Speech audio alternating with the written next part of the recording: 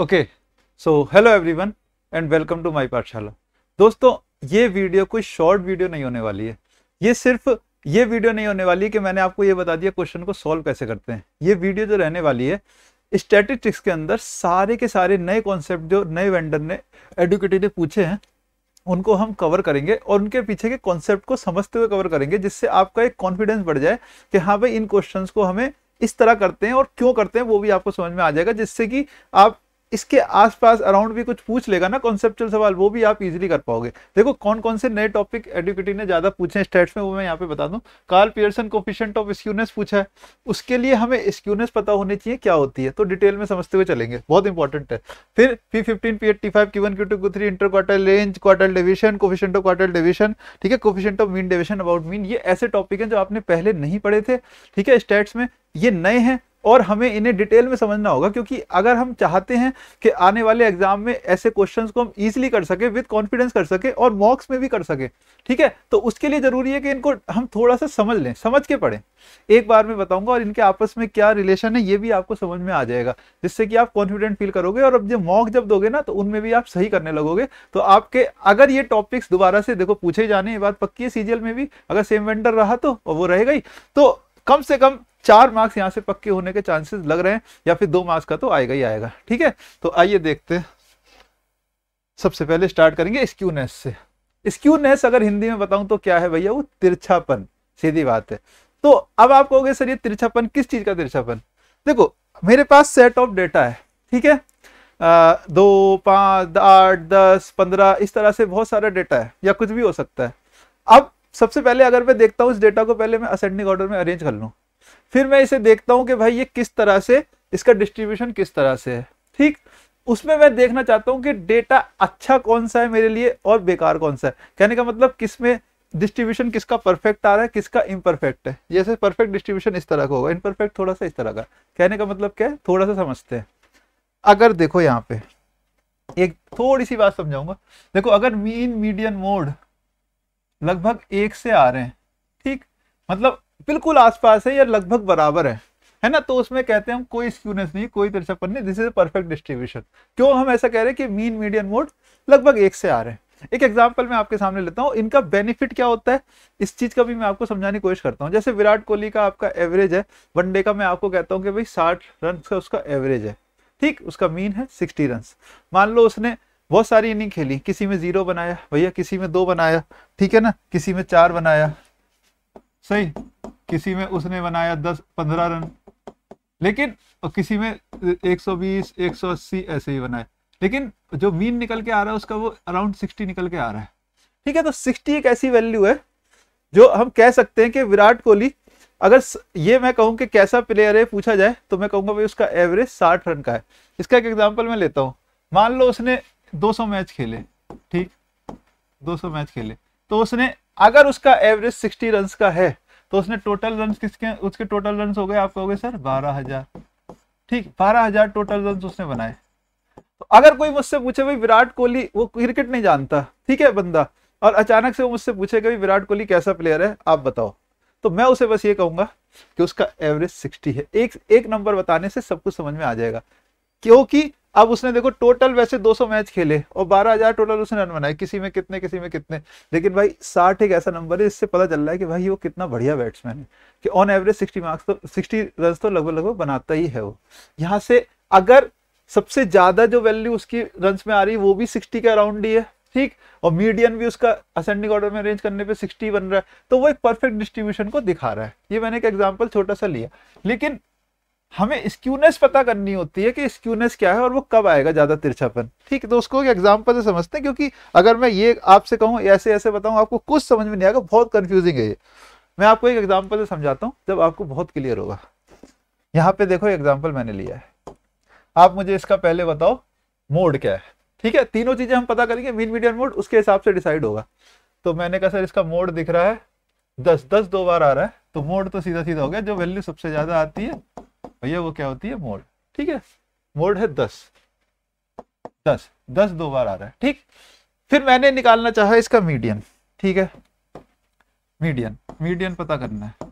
देखो मीडियन पता करने के लिए सबसे पहले इन्हें असेंडिंग ऑर्डर में अरेंज करना होता है। वैसे तो बिना अरेंज करे हम कर देते हैं, बट मैं पहले बिल्कुल बेसिक से चलता हूँ, फिर आपको बताऊंगा बिना अरेंज किए कैसे इजीली हम कर लेते हैं, क्योंकि जो बच्चे बिल्कुल पहली बार देख रहे हैं उनको भी समझ में आना चाहिए। तो भैया 2 4 असेंडिंग ऑर्डर में बढ़ते क्रम में 2 4 6 8 10 10 12 ये मैंने अरेंज कर लिया। ठीक है, अब मैं देखूंगा कि भैया नंबर ऑफ ऑब्जर्वेशन कितनी है। तो कितनी है ये 3 3 6 1 7, कितनी है 7। ठीक है, अगर नंबर ऑफ ऑब्जर्वेशन ऑड है जैसे कि n अगर ऑड है तो मीडियन कौन सी वैल्यू होती है? तो मीडियन होती है साहब n+1/2th वैल्यू। यानी कि जैसे यहाँ ऑड है कितने है भाई 7, 7 + 1/2 ये वैल्यू होगी, यानी 4th वैल्यू आपकी यहाँ पे मीडियन होगी बढ़ते क्रम में, यानी पहली दूसरी तीसरी चौथी 8 आपका मीडियन होगा। ठीक है, तो मीडियन आपका निकल के आया 8। ठीक है, अगर देखो आप इसको बिना अरेंज करे भी कर सकते थे, इतना काम करे बिना, आप यहीं पे छोटे निकालने लगो और चौथी वैल्यू निकाल दो, मतलब छोटे को हटाते जाओ। 2 हटाया, 4 हटाया, 6 हटाया, अगला क्या है 8 बढ़ते क्रम में, तो 8 धीरे यहाँ से बता देते मीडियन होगा। ये सब बच्चे समझते भी है, बट मैंने थोड़ा सा एक्सप्लेन किया। अगर आप कहोगे sir number of observation even होती तो मीडियन क्या होता है? अगर इवन होती तो भाई मीडियन होता है मेरा n/2th value plus n/2 + 1th value का एवरेज। यानी ये क्या मतलब हुआ सर? जैसे मान लो 7 है, अगर 8 होती तो n/2 4th plus n/2 4 + 1 5th value का एवरेज कर लेते। ठीक है, मान लो एक और वैल्यू आगे होती तो चौथी पांचवी का एवरेज आपका मीडियन होता। ये बात हमें क्लियर है। अब मैंने कहा सर मीन और बता दो, मीन रह गया, मीन और बताओ। तो आपने कहा सर मैं मीन निकालूं तो सबको जोड़ करके अपॉन नंबर ऑफ ऑब्जर्वेशन, तो मैंने जोड़ा 12 8 20 20 10 30 30 10 कितना 40 40 12 52 52/7 7.43 के अराउंड वैल्यू आ रही।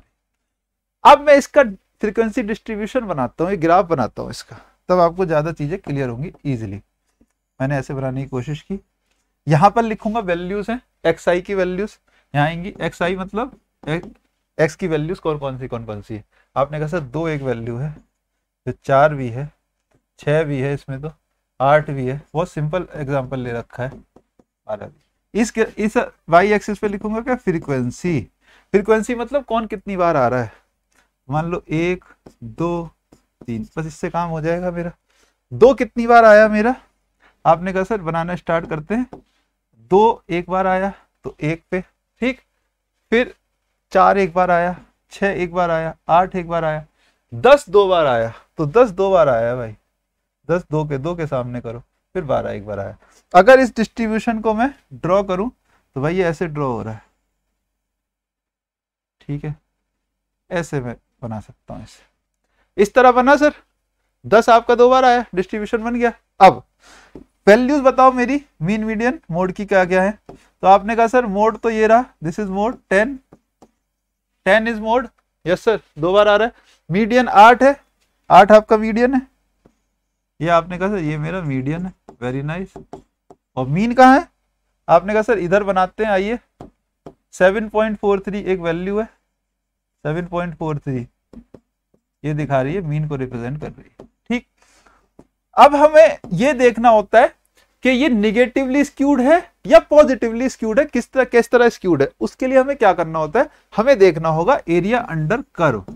एरिया अंडर कर्व कहाँ कितना ज्यादा है। जैसे कि आप मुझे ये बताओ, यहां पर आया इसका मोड ना, मोड से आप इधर देखो तो यार ये एरिया ज्यादा है, ये एरिया ज्यादा है और इधर वाला एरिया कम है।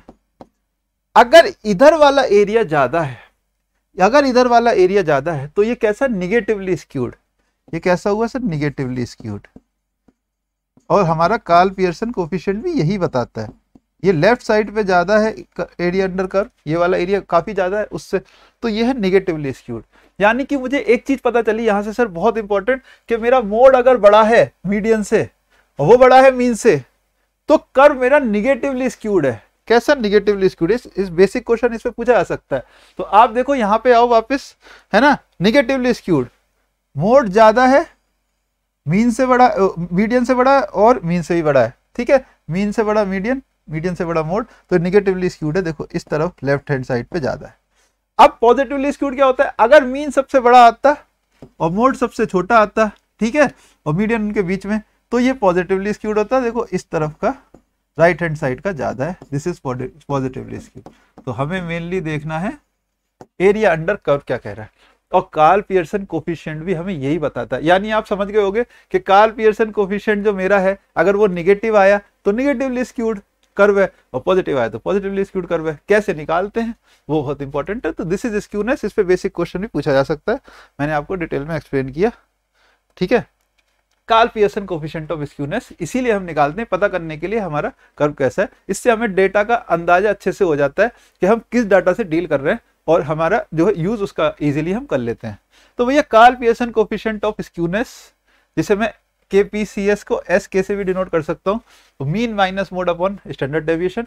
सेकंड फॉर्मूला वो भी इंपॉर्टेंट है, ठीक है, इसे भी याद रखना, जिससे डायरेक्ट आप क्वेश्चन कर सको, 3 times of mean minus median upon SD। और वो मीन और मीडियन के लिए मोड से आपने मीडियन में कैसे कन्वर्ट किया, इंपेरिकल फॉर्मूला से। वो क्या होता है, mode equal to 3 median minus 2 mean, 3 median minus 2 mean. याद कैसे रखना है, 2 मीन, कोई इंसान बहुत मीन है, आपको बहुत मीन लगता है, तो 3 मीडियन माइनस 2 मीन, ठीक है। और कार्ल पियर्सन कोफिशिएंट कहां से कहां तक होता है, -3 से लेकर के 3 तक, ठीक है। इक्वल टू भी इसमें है, ये याद रखेंगे, इसकी रेंज है। तो आइए निकालते हैं, फॉर्मूला हमने देख लिया, अब क्वेश्चन को करते हैं।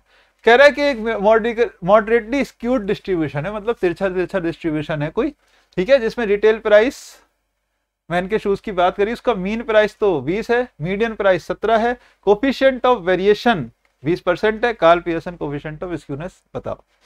बहुत सिंपल है, फॉर्मूला हमें पता ही है SK का।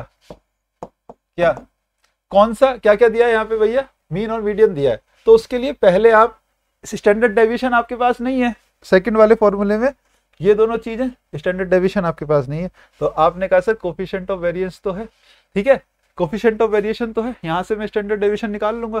तो पहले इसका हमें फॉर्मूला पता होना चाहिए, standard deviation upon mean into 100 होता है कोफिशिएंट ऑफ वेरिएशन, ठीक है।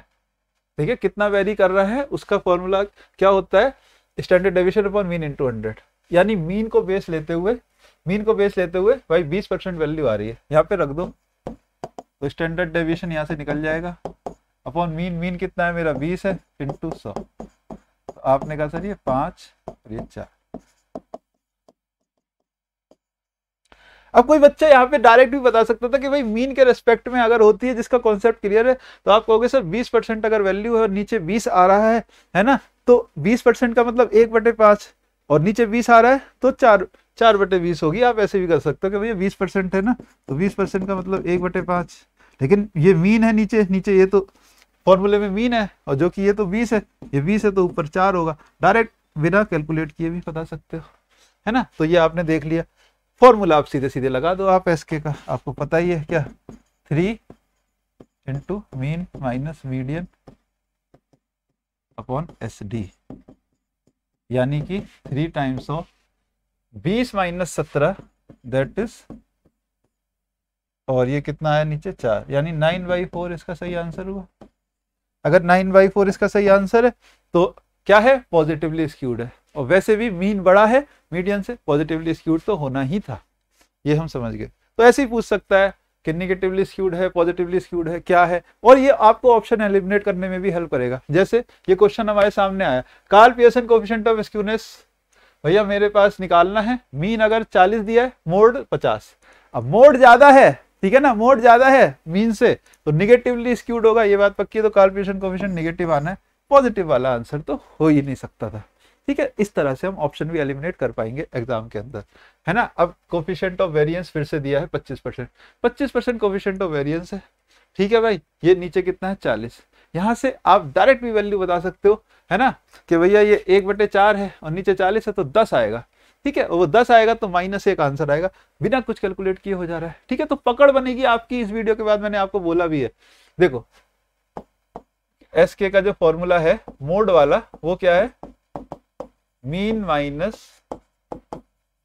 Mode upon SD। अब SD निकालना बहुत आसान है, जिसको क्लियर है कोफिशिएंट ऑफ वेरिएंस, यहाँ पर कितना दिया है, देखो फॉर्मूला क्या है कोफिशिएंट ऑफ वेरिएंस का, स्टैंडर्ड वेरिएशन का SD upon mean into 100, right. तो ऐसी चीज बताता हूँ पहले आराम से मैं आपको, जिससे परेशान ना हो आप। 25 है value S D upon mean कितना है भाई 40 इंटू 100। तो आपने कहा सर ये 2 है, ये 5 है, ये 5 है, तो एस डी 10 आ गया। लेकिन क्या आप डायरेक्ट नहीं बता सकते इसे 10? क्यों? आपको क्या देखा 25%, 25% क्या है भाई 1/4, लेकिन नीचे तो 40 है, तो इसे 40 बनाओ। तो भैया ऊपर क्या आएगा, 10 से गुणा कर रहे हो, ऊपर 10 हो जाएगा, तो 10 आपका एच डी हो जाएगा, दैट्स इट। तो इस चीज को ऐसे भी देख सकते हो, देखने का नजरिया होता है। अब आपको एस के निकालना है, वो आपका क्या बन रहा है, आपने कहा sir mean minus mode, right, तो 40 माइनस 50 और 10, वो कितना -1 इसका सही आंसर, ठीक है। तो ये हमने कार्ल पियर्सन कोफिशिएंट निकालना सीखा जब मुझे सारी वैल्यू दे रखी है, लेकिन यहाँ पे अलग है, ठीक। अब आप कहोगे सर इससे बड़े बड़े, अगर इससे ज्यादा बड़े बड़े आएंगे ना तो पहले आप स्किप करना है, हम बेसिक एग्जांपल लेके चलते हैं, ठीक है। ये इस तरह के क्वेश्चन आए भी कम है, बट मैं आपको पहले से करा रहा हूँ ताकि सीजीएल में कहीं आ जाए। आप देखो ध्यान से, इसमें क्या करना है, फॉर्मूला सेम है, चीजें सेम है, मीन माइनस मोड वाला यूज करेंगे, ठीक है। तो एस के हमारा क्या है, mean minus mode upon S D, ये चीज क्लियर है। इसका मोड आपको दिख रहा है, सबसे पहले तो मोड क्या है भाई 4 है, 4 2 बार आ रहा है, जो ज्यादा आता है वो मोड होता है। मीन क्या है इसका, वो भी आपको बहुत ईजी है निकालना, 8 1 9 9/3, 9/3 मीन है, ये 3 हो गया। आपको ये चीजें सिंपल है सर। फिर प्रॉब्लम कहाँ आ रही है, देखो मीन कम आया, मोड ज्यादा आया, अगेन निगेटिवली स्क्यूड होगा, तो पॉजिटिव वाले आंसर हो नहीं सकते, ठीक है। अब मेरी प्रॉब्लम कहाँ है भाई, एस डी निकालने पे स्टैंडर्ड डेविएशन। वो कैसे निकलता है, स्टैंडर्ड डेविएशन कैसे निकलेगा, अंडर रूट लगाओ, वेरिएशन चेक करो, यहाँ पे वेरिएशन यानी कि इसका डेविएशन, सॉरी डेविएशन क्या है, कितना डेविएट कर रहा है, पॉजिटिव डेविएशन लेनी है बस मुझे। जैसे आप एवरेज में भी डेविएशन निकालते थे, वही चीज है, इनका डिफरेंस लो, मीन से डिफरेंस लो। मीन से डिफरेंस कितना है भाई, इसका 2 का पॉजिटिव वैल्यू लेनी है, क्योंकि 2 का स्क्वायर करना है, ये लो। फिर पॉजिटिव वैल्यू 1 का स्क्वायर, फिर इसका डिफरेंस कितना 1, 3 और 4 का 1 का square upon 3, total number of values, ठीक है। इसका डिफरेंस देखा कितना है, 2 का स्क्वायर किया, तो ये हमारी आई स्टैंडर्ड डेविएशन, जो कि कितनी वैल्यू आ रही, 4 2 6 √2 आई स्टैंडर्ड डेविएशन, ठीक है। ये क्या करते हैं हम, मीन से जिसकी डेविएशन है, मीन डेविएशन, उसका अंडर रूट में हम स्क्वायर करते हैं अपॉन नंबर ऑफ वैल्यूज, ठीक है, सबको ऐड करते हैं, ठीक है। तो अब हमने निकालना है एस के, तो वो क्या आ रहा है भाई, mean minus mode, that is 3 - 4 upon what, under root 2 -1/1.414, और एस के कितना है, माइनस का कितना 0.707, तो ये आंसर आ गया ऑप्शन नंबर डी, ठीक है। ऑप्शन नंबर डी हमारा सही आंसर हो गया। तो हम ये सीख रहे हैं कि कार्ल पियर्सन कोफिशिएंट पूरा किस तरह से हमने करना है। ये पूरा का पूरा डिटेल कॉन्सेप्ट था स्क्यूनेस और कार्ल पियर्सन कोफिशिएंट का, ठीक है। एक और क्वेश्चन बनता है यहाँ पे भाई कि कार्ल पियर्सन कोफिशिएंट की रेंज क्या है, अभी मैंने आपको बताई -3 से +3 के बीच, और इक्वल टू भी वहां पे इंक्लूड होगा।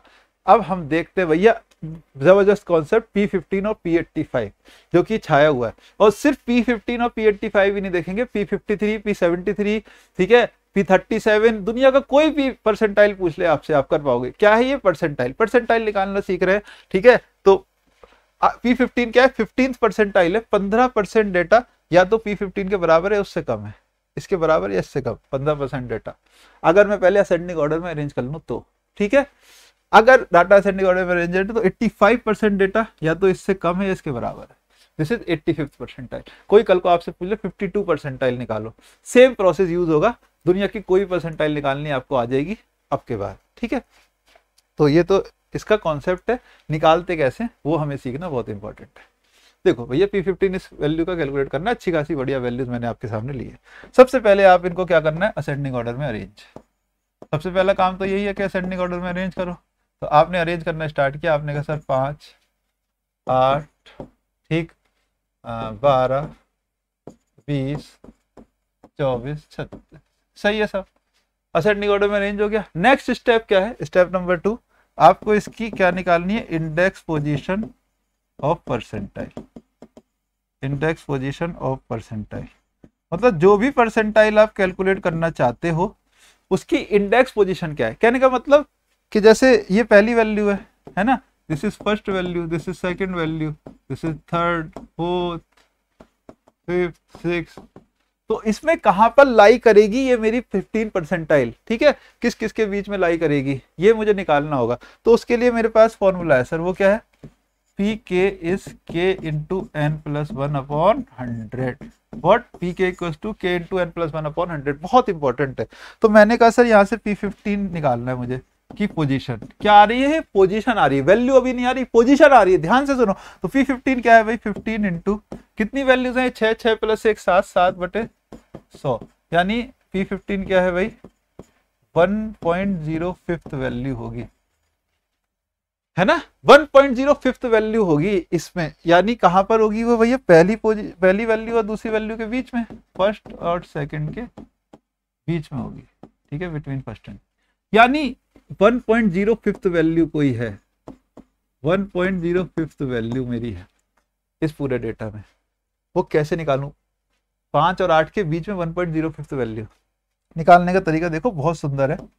मैंने आपसे कहा भाई P15 कैसे निकलेगा, आप लिखो इससे एक पहले वाली वैल्यू 1.05 है ना, उससे पहले वाली वैल्यू, यानी वैल्यू एट फर्स्ट पोजीशन, है ना, या फिर हाँ value at first position plus कितना आगे है, 1 से 0.05 आगे है ना। तो आपको क्या करना है, इसका फ्रैक्शन पार्ट उठाना है, खाली इसका फ्रैक्शन पार्ट उठाना है। 0.5 आगे है ना, या तो 1.05 में से 1 घटा दो, या फिर आप सीधे केवल फ्रैक्शन पार्ट उठा लो।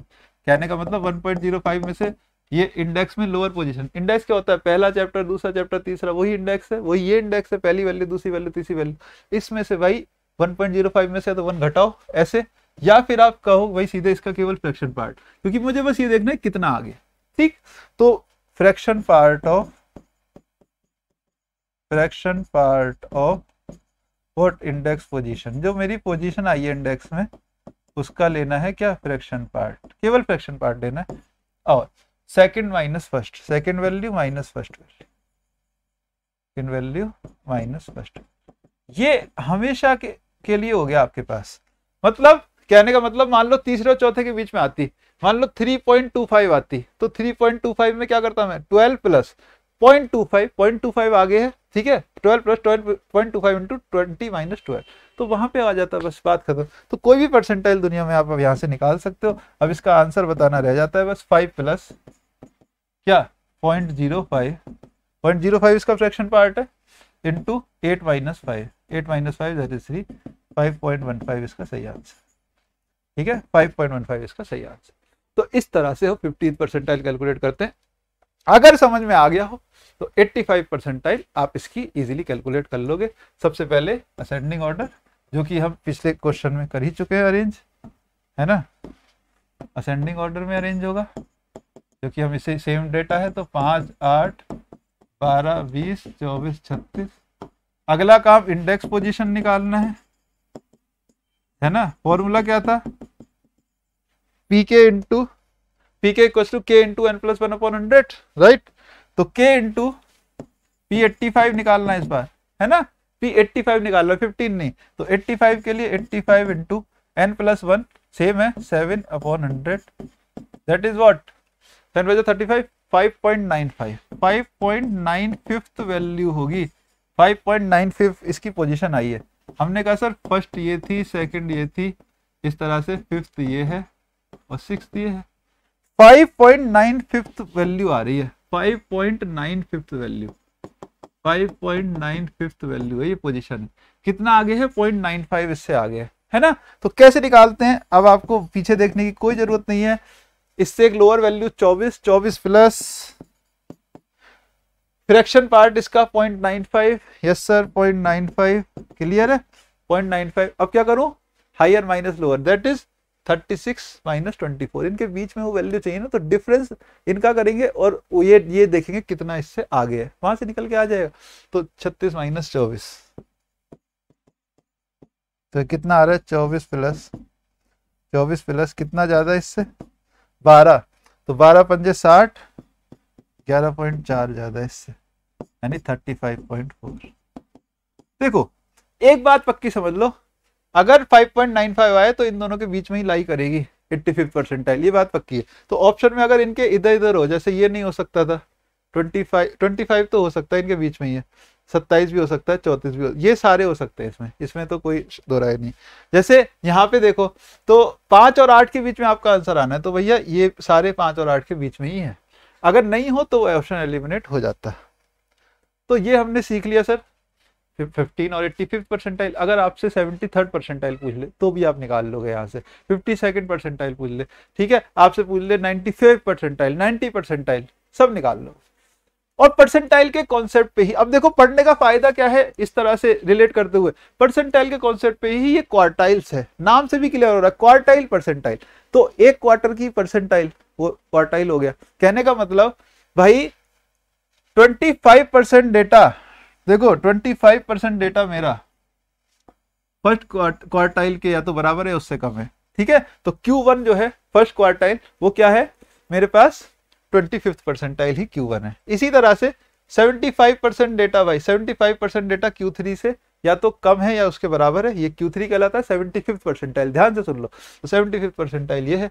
इसी तरह 50 परसेंटाइल क्या है भाई Q2 50th परसेंटाइल है, यहाँ तक 50% डेटा है। अगर असेंडिंग ऑर्डर में रेंज कर दिया जाए तब, है ना, तो ये 50% डेटा यहाँ तक है, ये 50th परसेंटाइल है, इसे मीडियन भी कहते हैं क्योंकि भाई ठीक बीच में आ रहा है तो मीडियन भी होगा, माध्यिका भी होगी, है ना। और कॉन्सेप्ट क्या है भैया Q3 माइनस Q1 अगर करूं, Q3 माइनस Q1 है ना, यहाँ से यहाँ अगर मैं डिफरेंस ले लूं तो इसे इंटर क्वार्टाइल रेंज कहते हैं। दो क्वार्टर के बीच में कितनी रेंज है, ये इंटर क्वार्टाइल रेंज है ना। ये पहला क्वार्टर देखो, ये एक क्वार्टर, ये 4 में अगर बांट दिया तो इन दो क्वार्टर के बीच में कितनी रेंज है, कितनी वैल्यूज आ रही है, वो Q3 माइनस Q1 है, ठीक। अब इंटर क्वार्टाइल रेंज से ही अगला कॉन्सेप्ट आता है quartile deviation, Q3 minus Q1/2 या फिर IQR/2, यानी इंटर क्वार्टाइल रेंज का आधा कर दूं तो क्वार्टाइल डेविएशन आ जाती है। और अगर मैं कोफिशिएंट ऑफ क्वार्टाइल डेविएशन चाहता हूं, इसका कोफिशिएंट चाहता हूं, तो Q3 minus Q1 that is IQR upon Q3 plus Q1, ठीक है। यानी इसे मैं कह सकता हूं क्या IQR upon Q3 plus Q1। बहुत ध्यान से इन फॉर्मूले को देख लो जिससे आप इजिली सारे क्वेश्चन कर सको, ठीक है। तो एक क्वेश्चन ये मेरे सामने है, यहाँ मैंने Q1 भी निकालना है, Q2 भी निकालना है, ठीक है, Q3 भी निकालना है, क्वार्टाइल रेंज निकालनी, quartile deviation, coefficient of quartile deviation निकालना। आइए देखते हैं। सबसे पहले देखेंगे डाटा कितने, है ना, और एक चीज और देखेंगे यहाँ पे कि किस तरह से वैल्यूज आएंगी, वो भी बहुत इंपॉर्टेंट है। पहले तो आप कहोगे सर आपने सिखाया कि P के पोजीशन जो है K इंटू N प्लस 1/100 है सर। चलो मैं एक अलग पेज पे करता हूँ, K इंटू N प्लस 1/100, ठीक है। तो अगर मुझे यहाँ Q1 की पोजीशन चाहिए, इंडेक्स पोजीशन कहाँ लाई करेगी, तो मैंने कहा ये तो 25th परसेंटाइल है, जैसा अभी हमने सीखा कि Q1 कैसे 25th परसेंटाइल है ना। तो 25 निकालना है मुझे एक्चुअली P25, तो 25 इंटू N प्लस 1/100 है सर, या फिर N प्लस 1/4 वैल्यू होगी, यानी N प्लस 1/4 वैल्यू मेरी Q1 होगी। पूरे इंडेक्स में 1 2 3 4 वैल्यूज में N प्लस 1/4 वैल्यू में निकालूंगा, वो मेरी Q1 आएगी। इसी तरह से Q2 की बात करूं, है ना, तो मीडियन है, दिस इज मीडियन, माध्यिका, वो क्या 50th परसेंटाइल, तो 50 रखोगे तो खुद ही देख लो N प्लस 1/100, तो N प्लस 1/2th वैल्यू होगी, N प्लस 1/2th वैल्यू मेरी मीडियन होगी। और Q3 की बात करो तो इसी तरह से 3 इंटू 75 आएगा ना, तो 3 इंटू N प्लस 1/4 वैल्यू मेरी बनेगी Q3 इंडेक्स में, ठीक है। तो अब मैं समझ गया कि कहाँ कौन सी लाई करेगी, पहले ही पता है मुझे, आसानी से निकाल लूंगा। तो नंबर ऑफ वैल्यूज देखेंगे जल्दी से, 1 2 3 4 5 6 7 8 9 10 11 वैल्यूज हैं भाई, 11 वैल्यूज हैं। तो सबसे पहले Q2 निकाल लेते, सबसे आसान है, वो मीडियन होता है। और नंबर ऑफ वैल्यूज के लिए मैंने आपको मीडियन बताया क्या होता है, N प्लस 1/2th वैल्यू, यानी 11 है तो 11 प्लस 1, स्टार्टिंग में बताया था 11 प्लस 1/2th वैल्यू यानी 6th वैल्यू। तो पहले से असेंडिंग ऑर्डर पे अरेंज नहीं है ना, दिख रही है। तो 1 2 3 4 5 6, छठी वैल्यू ये है, यही आपका क्या है Q2 मीडियन। आप कहोगे सर आपने मीडियन वाले जो पहले बताए थे उस पर चले गए, परसेंटाइल से नहीं बताया, परसेंटाइल से देख लो यार, परसेंटाइल से क्या दिक्कत है, इसको निकालना बहुत आसान है। परसेंटाइल में अभी हमने देखा कौन सी वैल्यू है, N प्लस 1/2th वैल्यू, यही तो मैंने निकाला है, वही मेरी Q2 है, सिंपल है ना। तो बस वही मैंने आपको सिखाया पहले, वो सारी चीजें, ये मीडियन का कॉन्सेप्ट तो वहीं से आ रहा है, परसेंटाइल से ही, है ना। अब मुझे बताओ भैया Q1 क्या होगा। Q1 क्या है, n प्लस 1/4 वैल्यू। तो n तो 11 है, n समझ लो 11 है, वहीं से निकलता आ रहा है सर। तो 11 प्लस 1/4 वैल्यू Q1 की पोजीशन होगी, यानी थर्ड वैल्यू Q1 की पोजीशन है। ठीक है, तो वो क्या है यहाँ पे 1 2 3, तीसरी वैल्यू ये रही Q1। ठीक है, Q3 की पोजीशन क्या होगी, 3 इंटू n प्लस 1/4 है ना, 3 इंटू n प्लस 1। ये दिमाग में फिट कर लो ये चीजें एक बार में, जिससे आपको आसानी लगे। तो n प्लस 1 के 12/4, 9th वैल्यू Q3 की पोजीशन है। तो 1 2 3 4 5 6 7 8 9, ये 7 Q3 है। ठीक है, अब अगला स्टेप क्या है, Q3 minus Q1 IQR interquartile range, Q3 minus Q1 that is what 7 minus 5 2। उससे अगला क्या है, quartile deviation. Yes sir, quartile deviation का formula Q3 minus Q1 by 2, right. एक बार दिखा देता हूँ। तो Q3 minus Q1 by 2 that is 2 by 2 1। इससे अगला क्या है, कोफिशिएंट ऑफ क्वार्टाइल डेविएशन। ये क्या था, Q3 minus Q1 upon Q3 plus Q1, Q3 minus Q1 upon Q3 plus Q1। तो वो मेरे पास क्या है सर, 2 अपॉन 7 प्लस 5, 7 प्लस 5 12, 1/6, 1/6 है। ठीक है, 1/6 या फिर 0.1667 है ना। अब ये तो आप कहोगे सर ऑड वैल्यूज के लिए तो आसान है, इवन के लिए बताओ, है ना। ऑड में तो आसानी से आपने करके दिखा दिया। तो भाई आइए देखते हैं, एक लंबा चौड़ा एग्जांपल लेता हूँ। इससे मुश्किल सवाल नहीं आएगा, ये मुश्किल हाई लेवल सवाल है, इससे आसानी आपको मिलेगा। अगर आपने ये सीख लिया तो आप समझ लो कि आप क्वेश्चन वहां पे आसानी से कर पाओगे। इससे आधी वैल्यूज में पेपर में आएगा, देख लेना आप, है ना। तो आइए देखते हैं, पहले इन्हें मैं जो वैल्यूज लिखी है कितनी है देखता हूँ। 1 2 3 4 5 6 7 8 9 10 11 12 वैल्यूज हैं। असेंडिंग ऑर्डर में पहले अरेंज कर लेते हैं। तो मैंने लिखा 15। ठीक है, आइए देखिए 15 असेंडिंग ऑर्डर में अरेंज कर, पहला काम। 15 के बाद देख पा रहा हूँ 20 है, 20 के बाद देख पा रहा हूँ 22 है, 22 के बाद देख पा रहा हूँ 28 है, वेरी नाइस, 25 तो कहीं नहीं है ना। 28 है, 30 है, 30 के बाद 32 है, 32 के बाद क्या है 35 है, 35 भी है, 38 भी है, 40 भी है, यस, 42 45 48, 42 45 48, ये सारी वैल्यूज है सर। कोई दिक्कत कोई परेशानी इसमें नहीं, असेंडिंग ऑर्डर में अरेंज हो गई। अब सबसे पहले Q2 की पोजीशन बताओ। आपने कहा था सर अगर इवन हो तो क्या n/2th और n/2th प्लस 1, मतलब छठी और सातवीं, क्योंकि n 12 है, यहाँ n 12 है, तो छठी और सातवीं का एवरेज। ठीक है, छठी वैल्यू बताओ इसमें कहाँ जा रही है, 1 2 3 4 5 6, छठी सातवीं का एवरेज, इन दोनों का एवरेज Q2 होगा, दैट इज मीडियन। सबसे पहले इसे ही निकालते, सबसे आसान है। इन दोनों का एवरेज क्या होगा, इनके ठीक बीच में क्या होगा 33.5। ठीक है, कैसे निकालेंगे, 32 प्लस 35/2 दैट इज 67/2, 33.5। ठीक है, समझ गए, 33.5 इसका इन दोनों का एवरेज होगा। आप कहोगे सर इसे आप परसेंटाइल से निकाल के बताओ, बहुत आसान है। मुझे आप बताओ इसकी पोजीशन क्या है, आपकी इसकी पोजीशन क्या है। अभी आपने देखा n प्लस 1/2th इसकी पोजीशन है, यानी 13/2 यानी 6.5 पोजीशन है। छठी वैल्यू आपकी ये है, 6th वैल्यू, 7th वैल्यू है, 0.5 इससे आगे है। कितना आगे है इससे, 0.5 इससे आगे है सर, है ना। कैसे निकालते हैं, लोअर वैल्यू 32 प्लस 0.5, 0.5 इससे आगे 6.5 पोजीशन है, इनटू इनका डिफरेंस। मैं आपको बिल्कुल पकड़ बनवा दूंगा, आप टेंशन मतलब ध्यान से सुनते रहो, है ना। तो 32 प्लस इसका आधा, 3 का आधा 1.5, है ना। 32 प्लस 1.5 33.5 आ रहा है यहाँ से भी। ठीक है, तो कोई डाउट इसमें, कोई परेशानी। परसेंटाइल से भी सेम चीज आएगी।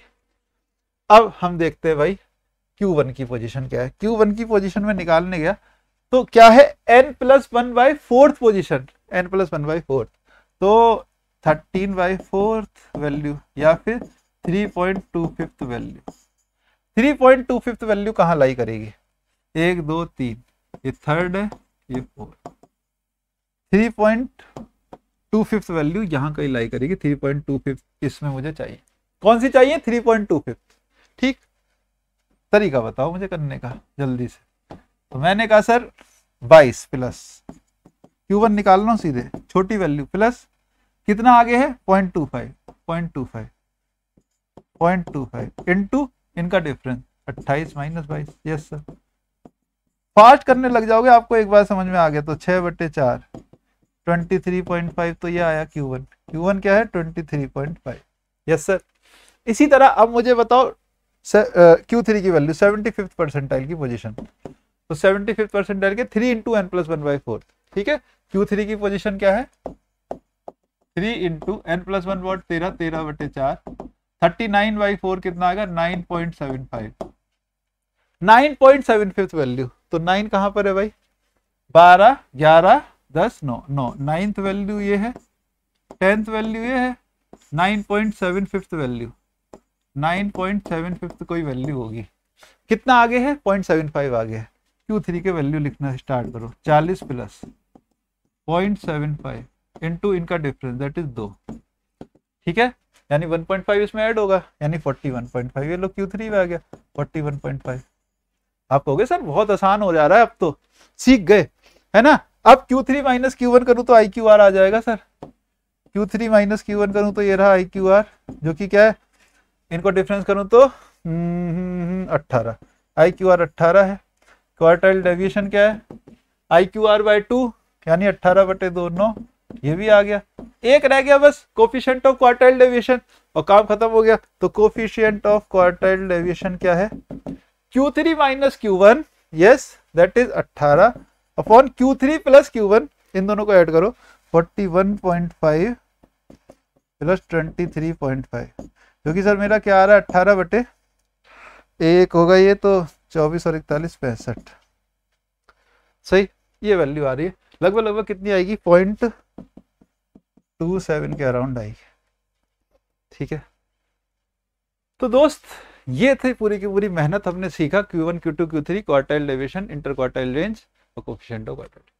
एक क्वेश्चन है हमारे सामने, कैलकुलेट करो फर्स्ट एंड थर्ड क्वार्टाइल क्या होंगे अगर क्वार्टाइल डेविएशन 6 है। मतलब Q3 माइनस Q1/2 सर 6 है, यानी Q3 माइनस Q1 क्या है 12। सही। कोफिशिएंट ऑफ क्वार्टाइल डेविएशन 0.2 है। कोफिशिएंट ऑफ क्वार्टाइल डेविएशन क्या है Q3 minus Q1 upon Q3 plus Q1। ये कितना बोल रहा है सर 0.2 या फिर 1/5। अब Q3 माइनस Q1 तो 12 है, 12 पंजे 60, यानी Q3 प्लस Q1 है 60। ये दोनों वैल्यू आ रही है। x प्लस वाई ए है, x माइनस वाई बी है। तो वैल्यू बताओ क्या क्या होगी। Q3 क्या होगा a प्लस b/2, यानी 72/2 36 Q3, और Q1 क्या होगा a माइनस b/2 48/2 24। ये आपको पता होना चाहिए डायरेक्ट कैसे कैलकुलेट करते हैं। ठीक है, मजा आ गया, ये चीज कॉन्सेप्ट पढ़ के मजा आया है ना। और देखते हैं, कह रहा क्वार्टाइल डेविएशन डाटा सेट का अगर 24 है, ठीक है, न्यू क्वार्टाइल डेविएशन बताओ अगर 6 को ऐड करूं हर ऑब्जर्वेशन क्या होगा, चेंज होगी क्या। आप कहोगे सर ये हर एक वैल्यू है ना। मान लो Q1 यहाँ लाई कर रहा है, Q2 यहाँ लाई कर रहा है, Q3 यहाँ लाई कर रहा है। अगर हर एक में आप हर एक वैल्यू में आपने क्या क्या ऐड कर दिया, आप कह रहे हो हर वैल्यू में आपने 6 ऐड कर दिया। ये कोई वैल्यू थी, वैल्यू में यहाँ 6 ऐड कर दिया, यहाँ 6 ऐड कर दिया। अगर इनका डिफरेंस ले रहे हो तो क्या कोई चेंज आएगा। मान लो आपने 6 ऐड तो किया, लेकिन Q3 माइनस Q1 तो सेम ही रहेगा। क्या रहेगा सर सेम रहेगा। आप खुद यहाँ पे एग्जाम्पल में सीख सकते हो, जैसे हम अभी निकाल रहे थे। यहाँ पे मान लो इसमें आपका Q1 क्या आया, ये आया, इसमें आपने 6 ऐड कर दो, इसमें 6 ऐड कर दो, डिफरेंस करोगे तो डिफरेंस 18 ही आएगा, फर्क थोड़ी ना पड़ेगा दोनों में अगर 6 ऐड हो रहा है, यानी कि सर सेम रहेगा।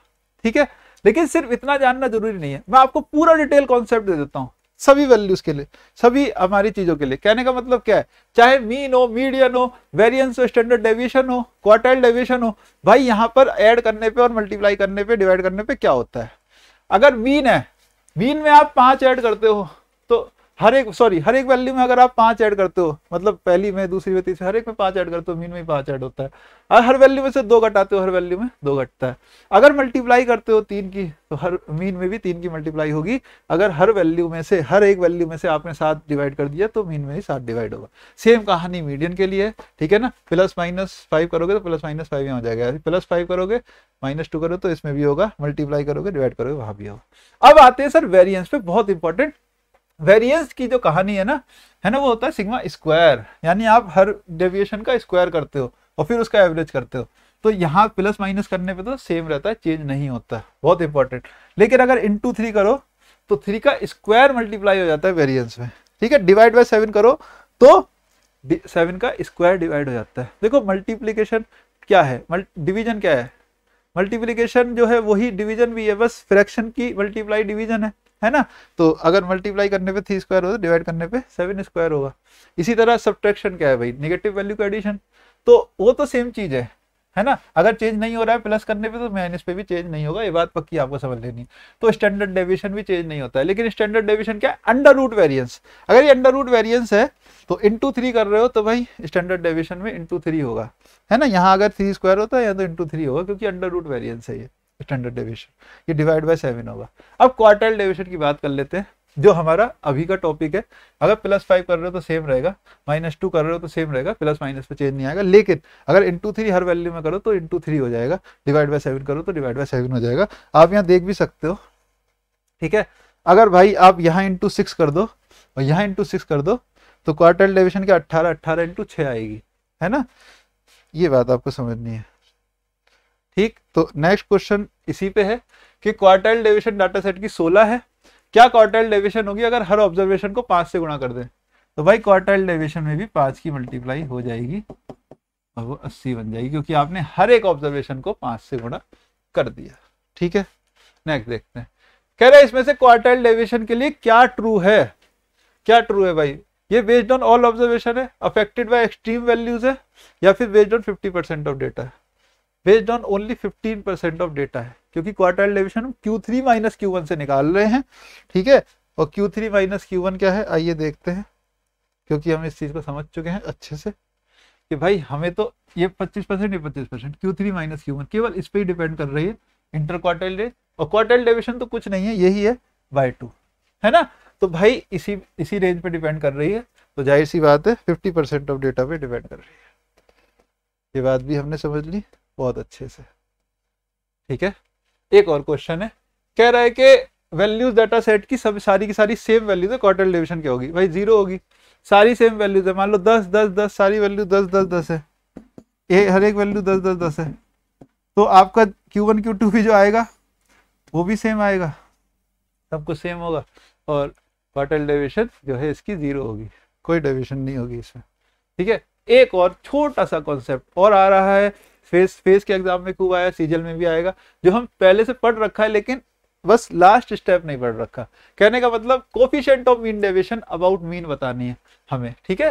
ये coefficient of mean deviation about mean पूछा जा रहा है, क्योंकि coefficient of mean deviation about median भी पूछ सकता है, लेकिन coefficient of mean deviation about mean, ठीक है। अबाउट मीन है तो कैसे, पहले मीन निकालो, एक्स बार या म्यू मीन होता है, इसका मीन निकालो तो क्या होगा, 10 30 40 40 40 80 80 बटे कितना 5 16 16 इसका मीन है। अब आपको अगला स्टेप क्या, मीन डेविएशन निकालनी है मीन के अराउंड। इसी तरह डेविएशन आपकी मीडियन के अराउंड भी आ जाती, मीडियन निकालो फिर उससे डेविएशन निकालते रहो। डेविएशन निकालो तो आपने एवरेज में भी सीखा है, कोई नई चीज थोड़ी है। तो भाई इसकी डेविएशन आप इसके अराउंड निकालो, है ना। तो एक्स आई माइनस एक्स बार, इस तरह से इसका पॉजिटिव वैल्यू, तो 16 का डिफरेंस इससे किया तो सर 6 पॉजिटिव चाहिए, 16 का डिफरेंस 9 से किया तो 7 है, 21 से किया तो 5 है, 16 का 16 से किया तो 0 है, 16 का इससे किया तो 8 है, बटे कितनी वैल्यू है 5, तो कितना आ रहा है 13 5 18 18 8 26 26 बटे 5 कितना 26 बटे 5 कितना 5.2, ये आ गया, ये मीन डेविएशन आ गई। अब डेविएशन भी आपके पास है, मीन डेविएशन, ठीक है। देखो ये थी deviation, upon number of values करो तो मीन डेविएशन हो गई, तो अपॉन n, ठीक है। ये बात हम समझ गए।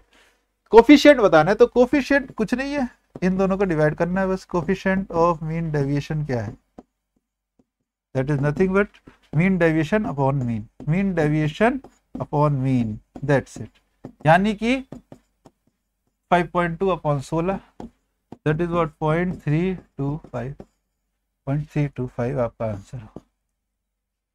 तो ये थे सारे के सारे नए कॉन्सेप्ट जो भाई एडुकेटिव वेंडर ने पूछे हैं, और सीजीएल एग्जाम के लिए, आने वाले एग्जाम के लिए, सभी एसएससी एग्जाम के लिए बहुत बहुत बहुत इंपॉर्टेंट। तो मैं उम्मीद करूंगा आपको जो है सारे कॉन्सेप्ट डिटेल में कवर हुए होंगे और आपको समझ में भी आसानी से आया होगा, ठीक है। बहुत इंपॉर्टेंट था, इस पे हमारी पकड़ बन सके सभी पे, चाहे स्क्यूनेस हो चाहे कार्ल पियर्सन कोफिशिएंट हो। एक मैंने इजी वे में समझाने की आपको कोशिश की है, जिससे आपको थोड़ी सी पकड़ भी बने और प्रैक्टिस भी हो जाए साथ साथ, ठीक है। ओके, तो मैं चलता हूँ, गुड बाय, टेक केयर।